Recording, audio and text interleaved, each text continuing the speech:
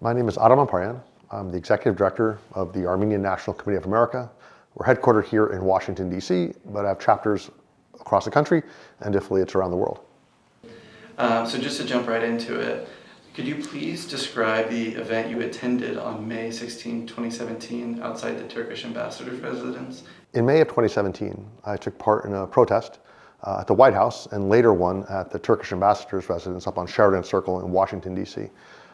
I arrived literally moments before Erdoğan's bodyguards attacked the protesters viciously.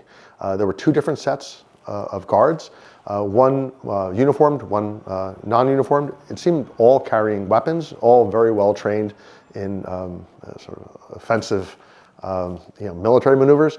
And they beat down the protesters, brutally kicked them on the ground, kicked them in the head, caused some serious damage to a great many of them. I did my best to tend to those, stop the bleeding of some of my friends who were injured, joined them at the hospital that evening, later testified before the U.S. House about the attack and supported legislation to see that those perpetrators were held accountable. Ultimately, they were not. Only two of those attackers, who were, I think, U.S. citizens, were held to account for their crimes. The rest were given a free pass, which is really a tragedy until this very day.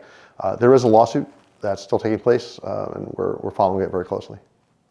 Can you describe what was the purpose of the protest? Like maybe start outside of the White House, and then if it was the same protest. Sure. Okay. The protest that was organized by Kurdish Americans, Armenian Americans, Greek Americans, and just Americans who care about human rights was organized to protest the visit of the Turkish President Recep Erdoğan, to the White House. He is guilty of horrific human rights violations, of war crimes, of enabling Azerbaijan's aggression, of wiping out Kurdish villages, both in Turkey and outside of Turkey. And we felt that he needed to be held to account, that American citizens should we should, as American citizens, raise our voices against his visit. We did that at the White House. It was a very robust protest. We then went to the Turkish ambassador's residence up on Massachusetts Avenue at Sheridan Circle, where we understood that he would be holding a briefing with an American think tank that had close ties to his government. And there were outside the embassy, on the embassy side of the street, were some pro-Erdogan protesters and a lot of his guards. And in the circle itself were those who were protesting, right? It's our constitutional right to protest. And it turns out the thing that we're entitled to do here in America apparently is out of bounds in Turkey, because very soon after arriving, he sent his team, his security team, his bodyguards, to attack us. There's considerable evidence of that, and a lot of it's been brought forward in this lawsuit that is still going through the courts. But it's very clear that he sent the order to attack, that he was consulted by his people. He gave an instruction, and literally like clockwork, his men went and attacked the protesters. And it was not really like a move to protect him, because his car was parked in front of the embassy ambassador's residence, but he sent his guards across the street into the park, Sheridan Circle, and attacked people who were defenseless, untrained, unarmed, many of them elderly, many of them women. There was a woman with a stroller who was attacked. My friend Lucy was kicked in the head multiple times while she was on the ground. My friend Saeed suffered terrible wounds to his face. Really, it was a terrible experience, a really terrible experience. And what I draw from it is that, as bad as this was, as bad as Erdogan's attack was here in the U.S., he felt entitled to do that on foreign soil. God only knows what he feels entitled to do on his soil. So we saw, I think, on that day, just a fraction of what happens in Turkey and what's being visited, the holy hell that is being visited upon the Kurds there, on human rights advocates, on anyone who stands up against him, whether it be Armenian, Greek, Kurdish, Christian, of any faith or creed.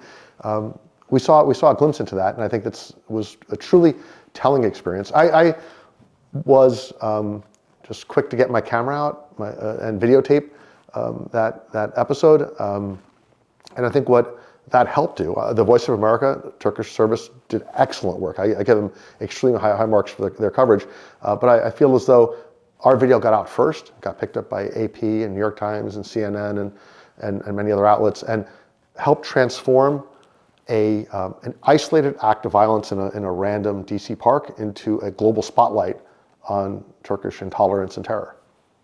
So you mentioned that Erdogan's car was on the other side of the street. Sure. What was their intention, if you had to get into their minds and guess, what was the intention of going across the street? Is there any argument for self-defense? Okay. The question of why Erdogan sent his thugs to beat up Americans, it's a good question. I don't think we'll ever know precisely what was in his head, but let's think about the context.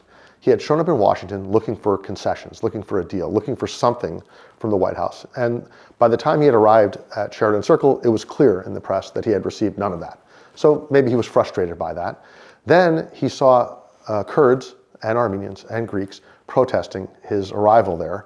So bitter about what led to that day, and outraged at the thought that people had the nerve to protest him, right? And thinking maybe, where I live, where I come from, these people get beaten or worse for doing that. Well, I'll do that here as well. And it might have been a calculated move to intimidate, or it might have just been an angry move, or maybe it was just what he does, right? Which is to crush people who stand in his way. And here in America, we're entitled to stand in his way. In Turkey, clearly people are not, and they pay a huge price for that. So I would say that he was literally parked in front of the ambassador's residence. He had to walk maybe 10 steps into the building where he could give a briefing to a kind of a privileged elite of people who probably profit in some way from his government. And he was free to do that. And any other leader, American or otherwise, would have done that, which is to say, I hold a view, there are people who hold opposing views, and they're entitled to say what they say, I'm entitled to do what I want to do, and he would have walked into the building. But he didn't do that. He chose to send his soldiers to attack citizens, Americans on American soil, felt fully entitled to do it, and later expressed no regret, and in fact used his political leverage to get the charges dropped against almost all of them. The protesters brought with them a variety of concerns, but all of them focused on the idea that Turkey's not being held accountable, that Turkey's being given a free pass, that its geopolitical leverage entitles it to do whatever it pleases, whether it's attacking the Kurds, overflying Greek airspace and Greek islands in the Aegean, persecuting Christians, supporting Azerbaijan's aggression against Artsakh and Armenia, a whole variety of concerns, including human rights issues like the illegal detainment of a Presbyterian minister, Andrew Brunson.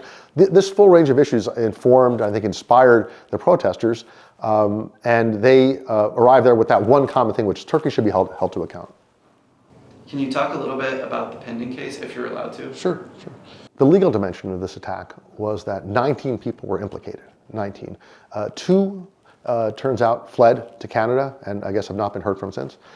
Two who were locally based were in fact arrested, and that leaves 15. Those 15 were employees of the Turkish government. Very, very quickly, they were granted, let me start over, okay.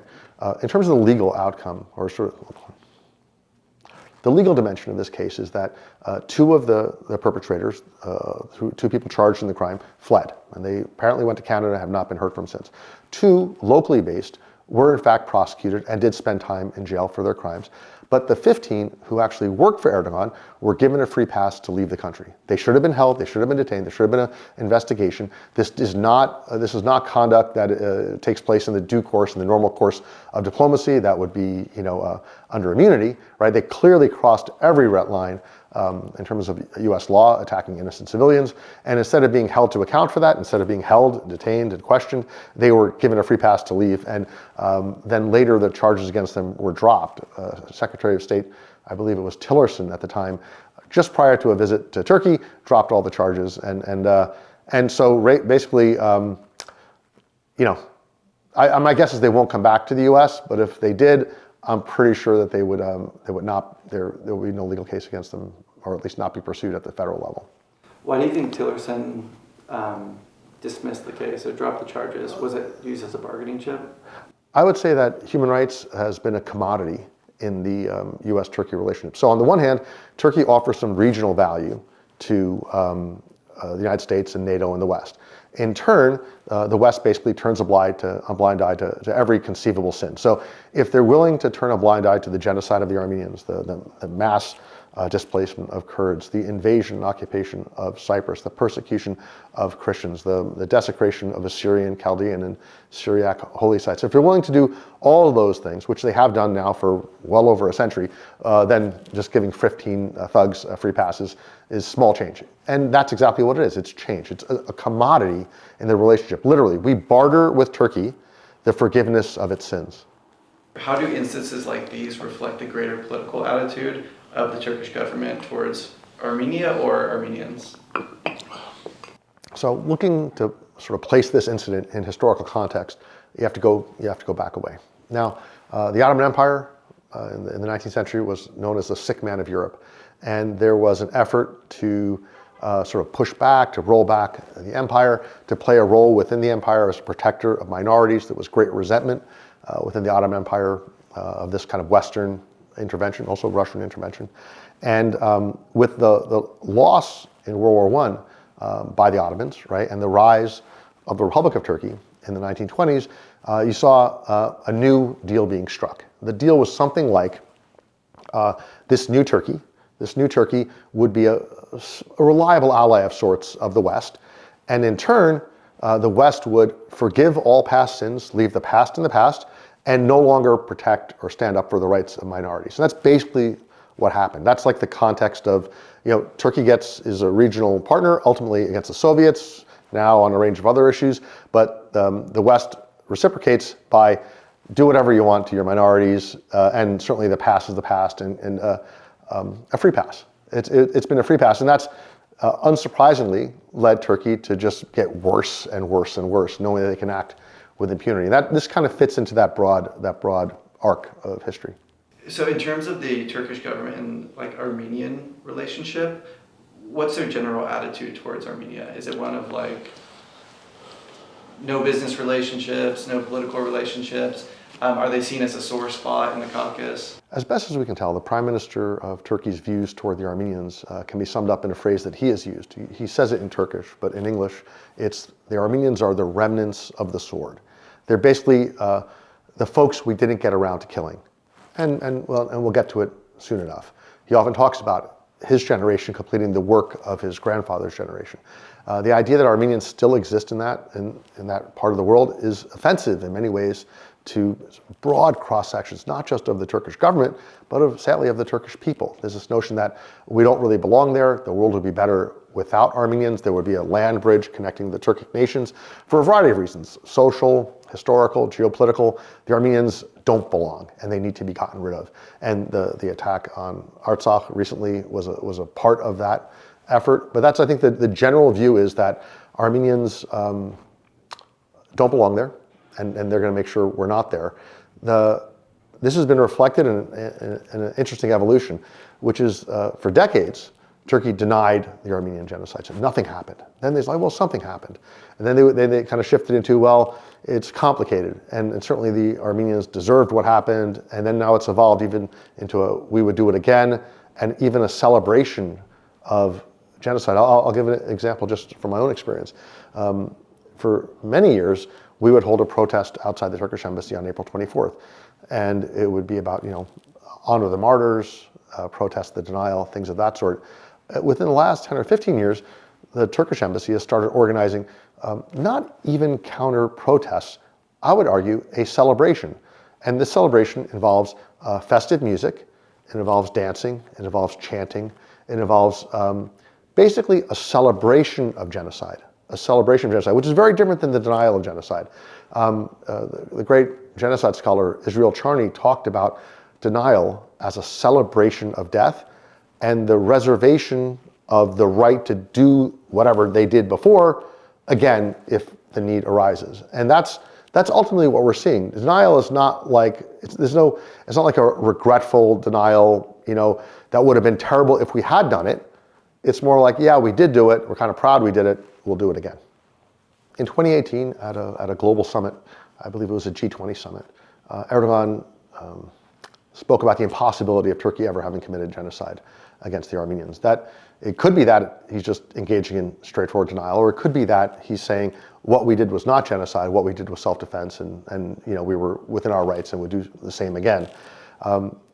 He holds that view, right? And it may have some appeal within Turkish society, but the rest of the world sees Turkey that has been genocidal for most of the past century, maybe all of the past century, not just against the Armenians, but against Assyrians and Chaldeans and Syriacs, against Greeks and Cypriots, and now very aggressively against the Kurds. That the Turkish model post fall of the Ottoman Empire has been a Turkey for the Turks, and they've used every vehicle from outlawing the Kurdish language to knocking down Armenian churches to simply erase the fact that Turkey was, up until the First World War, a very, very diverse place with a large Christian population, which is now down to something like maybe 0.2%.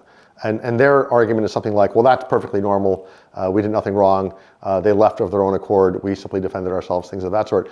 It might sell among certain aspects of the electorate who have been miseducated on the subject within Turkey, but doesn't sell anywhere else in the world. There's not a ninth grade history student anywhere on the planet who shares that view. Do Armenians in the diaspora, in your perspective, feel justice has been served in regard to the Armenian genocide and their displacement? The Armenian genocide, if it were simply a moral issue, would involve families, including my own, going on April 24th to say a prayer, light a candle, to grieve for lost relatives. But that's not the case. The reality is that Turkey has not only denied the Armenian genocide, but obstructed justice for that crime, right?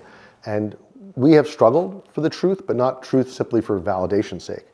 We have struggled for the truth in the interest of justice, the justice that is owed the Armenian nation, and justice ultimately with the goal of security, right? Because what was taken from the Armenians in 1915 was in great measure lives, certainly land, property, cultural institutions, holy sites. These are all the things that were taken of immeasurable value.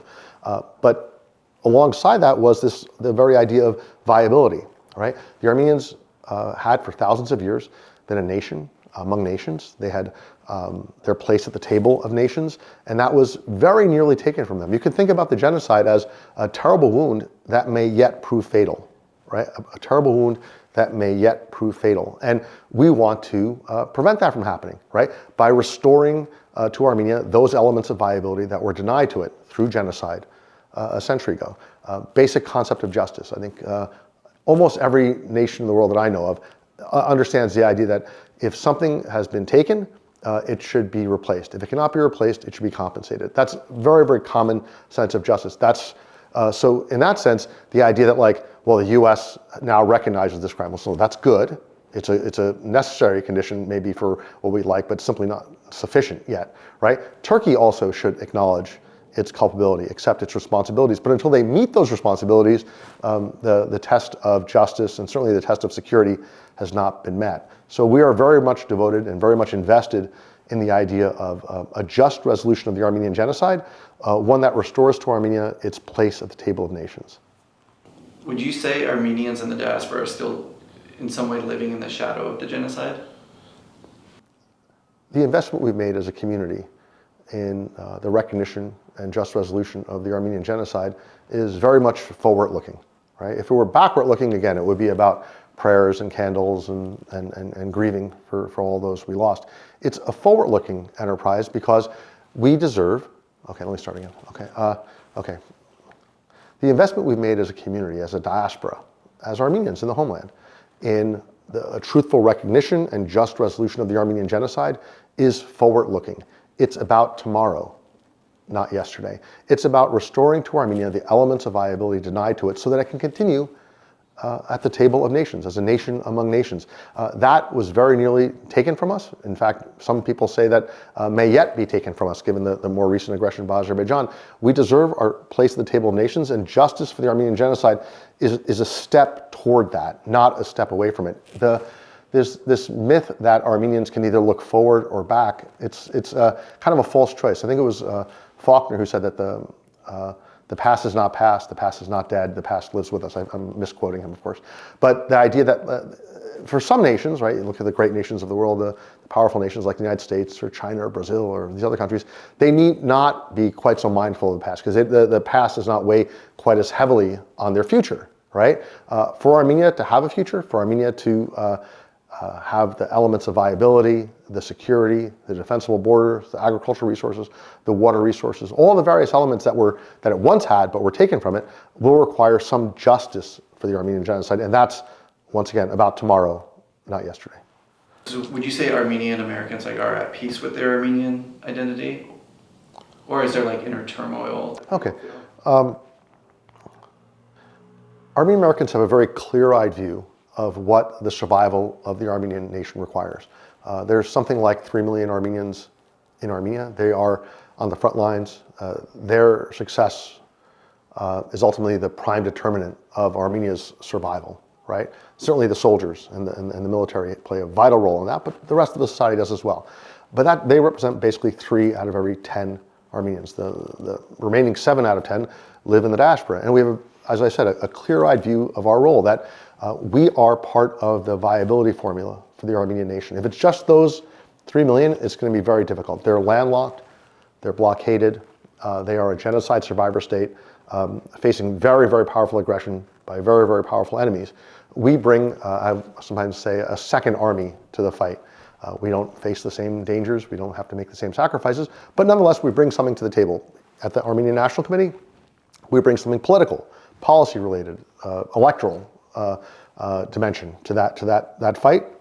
But others are fighting in their own way, whether it's through investments or through the arts or through communications or transportation. The various Armenians are bringing something to the table, with the thought being that 3 in the homeland plus the 7 outside can lead to a viable Armenia with a bright future. Not easy, not even guaranteed, but that's, I think, how Armenian Americans view it. We view ourselves as part of the Armenian nation in a way sometimes that is different than other diasporas who feel an emotional or nostalgic connection, the music, the food, maybe a trip, after graduation, things of that sort. All very important. That those types of emotional, spiritual connections are profound, right? But I think that the Armenians take it one step further, which is we're actually part of the equation. We are, how do I say this? Hosts, not guests in the Armenian house. We're owners, not tenants of our Armenian home. Do you believe Armenia will one day make peace with its neighbors? The question of regional peace really can only be answered in Ankara and Baku. Armenia's Turkish neighbors decided well over a century ago that there would be no place for the Armenians in that part of the world, and they have undertaken a non-stop effort to eradicate the Armenians from the region. Obviously the most pointed part of that was the genocide. Some argue that it started in the 1890s, others say it started in 1915, but until the early 20s, there was a concerted effort to wipe the Armenians out. That was kind of paused for a bit during the Soviet experience, if only because there was a Soviet army that was preventing it. And then it picked up again in the early 90s, and then has culminated in the destruction of Artsakh just in 2023. So this has been like a singular momentum, sort of a vector that's just marched through the region with the goal of destroying the Armenians. So I don't think there's much. I think this is a decision that the Turks and Azeris need to make far more than the Armenians. Can you please describe the political and cultural relationship between Turkey and Azerbaijan? As far as Armenia is concerned, Turkey and Azerbaijan act as one nation, one military command, one economy. They each have, there are differences of faith, differences of slight differences of ethnicity and geopolitical orientation, but as far as the Armenians are concerned, they're united, and their goal is no Armenia. It's as simple as that. So nearing the end of the documentary, I tell the story of Artsakh and everyone fleeing, and then I pull up images of the 1915 genocide paired with what's going on now. What similarities do you see between these two events? The 1915 genocide against the Armenians in Western Armenia, also Eastern Armenia, is of the same cloth as Azerbaijan's aggression, Turkey-backed Azerbaijani aggression against Artsakh, going back to the early 80s and extending through its most recent aggression. The aim has always been the same, which is to eradicate the Armenians from their indigenous homeland, to having eradicated the Armenians then erase their presence and even their memory. We've seen that happen in vast reaches of Western Armenia, in Kars and Ardahan and Van and Erzurum, my own family's homes in Tikranagerd and Sepastya. We're seeing that take place in real time today in Artsakh as churches are being razed to the ground. If they're not razed, they're being renamed. The effort is underway to erase even the memory of Armenians from this part of the world. Looking ahead 10, 20, 30 years, their goal would be something like not only there not being Armenians there, but no one who ever remembers seeing an Armenian still being there. In uprooting all these lives, these 120,000 lives, what human rights did Azerbaijan violate? Azerbaijan committed genocide against the Armenians of Artsakh by the very definition of the Genocide Convention. In addition to that, they violated a number of U.S. laws, including Section 907 of the Freedom Support Act, the Magnitsky laws, the Leahy laws, Section 502B of the Foreign Assistance Act. A whole range of American laws are violated, but I think at its core, as a matter of international law, the Genocide Convention was violated and ultimately triggered, and Azerbaijan should be held to account for that.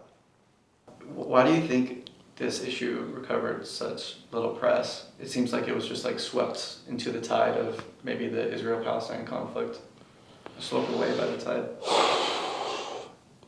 The history of the past century, as it relates to Turkey and I guess more recently to Azerbaijan, has been these two countries, because of their geopolitical influence, being granted a free pass on pretty much everything. Right? They were granted a free pass on the Armenian genocide, granted a free pass on the genocide of Kurds, of the desecration of Christian holy sites, the invasion of Cyprus. It's just been one nonstop free pass to do whatever you want. Right? So the U.S. foreign policy establishment viewed the attack on Artsakh as a commodity, something to excuse in return for some geopolitical advantage. So whether it's admitting a new member to NATO or perhaps buying a certain set of weapons, right? For these various geopolitical equities, the U.S., the commodity we trade is forgiveness or something like that, or a free pass is, I guess, more technical, right? That's how this kind of works out. So Turkey commits crimes. We give them a free pass. They, in return, reciprocate in some fashion. It's like this bartering system. It's rather pretty ugly. And I think that the Artsakh attack was viewed in that context. And when the U.S. foreign policy establishment is okay with an atrocity, it tends not to get a lot of coverage in the national press, who typically just take their lead from the foreign policy establishment. There was a time, and maybe not too many decades ago, when the national media was more of a watchdog on this type of terrible atrocity and human rights abuses, and they become a bit more of a lapdog to the foreign policy establishment. That's a tragedy, I think, for us as Americans. Is the conflict in the region over, or do Azerbaijan and Turkey have any political aims? Turkey and Azerbaijan won't stop until they realize their aim, which is a region without Armenians. We've seen that over the course of the last 1,000 years. The space in which Armenians lived has shrunk dramatically, down to something like 5 or 10% of where Armenians lived, let's say, a millennia ago. Again, over the last century, we've seen the Armenian genocide radically reduce the Armenian homeland. More recently, Artsakh being seized by Azerbaijan has continued that process. The vector has only moved in one direction. The escalation has just been nonstop on the part of Turkey and Azerbaijan. They don't express regret for this, rather celebrate this progress on their part. So we know where they're headed, and our job is to stop it. I've seen recently that Azerbaijan has been showing maps where Azerbaijan or Azeri names are overlaid on Armenian cities. Yeah. Can you describe that and what the purpose of that is? Sure. Azerbaijan will just continually move the goalposts. They'll promise, if they get the land that they feel they're owed, then they will in turn grant the Armenians peace. If that proposition were true at any level, then the loss of all of Western Armenia to Azerbaijan would have satisfied the Turks, who would then be very peaceful to the Armenians. They took Nakhchivan, the Soviets seized Nakhchivan from the Armenians a century ago. That did not in any way satisfy Azerbaijan, did not make them less aggressive or more peaceful toward the Armenians. They just recently seized Artsakh, and instead of saying, well, we finally got that which we always felt we deserved, we received the land, we will now grant peace. In fact, just the opposite. They have now upped the game and now started publishing maps of a region without Armenia, right, where Sunik and Gegharkunik and eventually Yerevan are part of Azerbaijan. That's the ultimate aim. It's lost on nobody, right? Certainly Armenians are aware of this reality because we've lived it, but there's not a single soul at the Department of State or National Security Council who doesn't know exactly what's happening, but they consider it convenient. They consider equities in Ankara and Baku sufficient such that if the price to be paid for their to satisfy Turkish and Azeri ambitions, if the price for that is there not being an Armenian, well, sad reality, they're willing to pay that price down to the last Armenian. What message would you give to the general public about the crisis that's happened in Artsakh? We're deeply grateful for the devotion of diasporan Armenians who feel so very invested in the future of Armenia as the owners, not the tenants of the Armenian home, as the true stakeholders. No, let me start over. Okay. We're deeply appreciative of the devotion of diasporan Armenians to the survival, the viability of Armenia. We see ourselves as stakeholders, not observers to Armenia's destiny, but as the authors of Armenia's future. And I think that has been the driving force behind our ability to bring about change for Armenia, whether that's in terms of US policy, global policy, restraining Turkey, constraining Azerbaijan. All of those efforts rest ultimately upon this self-identity of Armenians as owners of our destiny. That has been the greatest source of our strength, the wellspring of our power. And do you have any message to give to the general public in the United States about this issue? Like, how can they help out if they hear this story? As Americans of Armenian heritage, we have put our shoulder to the wheel behind American values. So, for example, our nation, America, should not be complicit in genocide denial. That's something I think all Americans can accept. We helped deliver on that promise, on that ambition in 2019 when we finally got the US Congress to reject the longest lasting foreign veto against a US human rights policy. That was a great step forward for our community.